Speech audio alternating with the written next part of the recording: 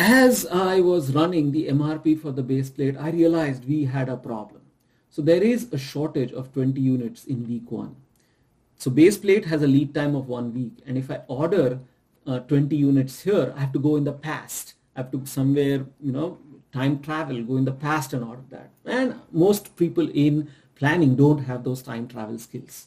So since I'm part of the most people, I don't know what to do. I'm stuck. I'm going to have a shortage. So this is where we expedite. We'll have to do something. We create this idea. We tell the supplier that I am going to create a special scheduled receipt or a special planned order receipt here. I'm going to create a special order. Maybe I'll put it in red if I have to. But this is a special order. I'll expedite, I'll airlift, or I'll create a special delivery. And I'll do something, but I need to get this 20 here so that this becomes a 0. Now, after this becomes a 0, the rest of the base plate planning is standard. Okay, remember the order for the base plate is 100 and the lead time is 1 week.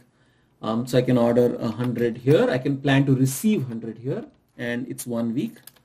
So I do this. I copy this formula. And then I need 100 here again. And then I need 100 here. And that's it. So the base plate requirement, I will need to have an expedited order placed so that somehow I urgently get those 20 units in week 1. Then I release an order of 100 in week 1, which I need to get at my usual lead time of 1 week. And then I have 2 more orders that I release, 100 in week 3 and 100 in week 4. But this is what we do for the base plate.